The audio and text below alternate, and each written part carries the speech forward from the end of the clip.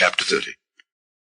And when Rachel saw that she bare Jacob no children, Rachel envied her sister, and said unto Jacob, Give me children, or else I die. And Jacob's anger was kindled against Rachel, and he said, Am I in God's stead, who hath withheld from thee the fruit of the womb? And she said, Behold my maid Bilhah, go in unto her, and she shall bear upon my knees, that I may also have children by her. And she gave him Bilhah her handmaid to wife, and Jacob went in unto her. And Bilhah conceived, and bare Jacob a son. And Rachel said, God hath judged me, and hath also heard my voice, and hath given me a son. Therefore called she his name Dan. And Bilhah Rachel's maid conceived again, and bare Jacob a second son. And Rachel said, With great wrestlings have I wrestled with my sister, and I have prevailed. And she called his name Naphtali. When Leah saw that she had left bearing, she took Zilpah her maid, and gave her Jacob to wife. And Zilpah, Leah's maid, bare Jacob a son. And Leah said, A troop cometh. And she called his name Gad. And Zilpah, Leah's maid, bare Jacob a second son. And Leah said, Happy am I, for the daughters will call me blessed. And she called his name Asher. And Reuben went in the days of wheat harvest, and found mandrakes in the field, and brought them unto his mother Leah. Then Rachel said to Leah, Give me, I pray thee, of thy son's mandrakes. And she said unto her, Is it a small matter that thou hast taken my husband? And wouldest thou take away my son's mandrakes also? And Rachel said, Therefore he shall lie with thee tonight for thy son's mandrakes. And Jacob came out of the field in the evening, and Leah went out to meet him, and said, Thou must come in unto me, for surely I have hired thee with my son's mandrakes. And he lay with her that night. And God hearkened unto Leah, and she conceived and bare Jacob the fifth son.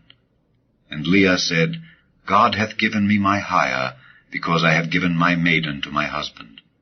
And she called his name Issachar. And Leah conceived again, and bare Jacob the sixth son. And Leah said, God hath endued me with a good dowry. Now will my husband dwell with me, because I have borne him 6 sons. And she called his name Zebulun. And afterward she bare a daughter, and called her name Dinah. And God remembered Rachel, and God hearkened to her, and opened her womb. And she conceived and bare a son, and said, God hath taken away my reproach.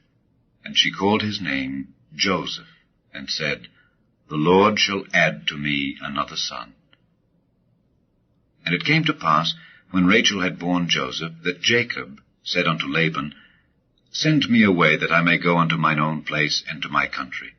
Give me my wives and my children, for whom I have served thee, and let me go, for thou knowest my service which I have done thee. And Laban said unto him, I pray thee, if I have found favor in thine eyes, tarry, for I have learned by experience that the Lord hath blessed me for thy sake. And he said, Appoint me thy wages, and I will give it.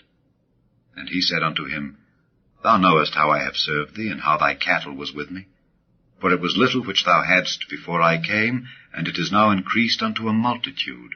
And the Lord hath blessed thee since my coming, and now when shall I provide for mine own house also? And he said, What shall I give thee? And Jacob said, Thou shalt not give me anything. If thou wilt do this thing for me, I will again feed and keep thy flock.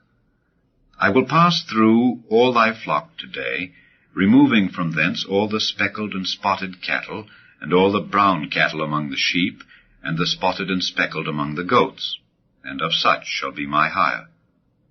So shall my righteousness answer for me in time to come, when it shall come for my hire before thy face. Every one that is not speckled and spotted among the goats, and brown among the sheep, that shall be counted stolen with me. And Laban said, Behold, I would it might be according to thy word. And he removed that day the he-goats that were ring-straked and spotted, and all the she-goats that were speckled and spotted, and every one that had some white in it, and all the brown among the sheep, and gave them into the hand of his sons. And he set 3 days' journey betwixt himself and Jacob fed the rest of Laban's flocks. And Jacob took him rods of green poplar, and of the hazel and chestnut tree, and pilled white strakes in them, and made the white appear which was in the rods. And he set the rods which he had pilled before the flocks in the gutters and the watering troughs when the flocks came to drink, that they should conceive when they came to drink. And the flocks conceived before the rods, and brought forth cattle ring-straked, speckled, and spotted. And Jacob did separate the lambs, and set the faces of the flocks toward the ring-straked, and all the brown in the flock of Laban. And he put his own flocks by themselves, and put them not unto Laban's cattle.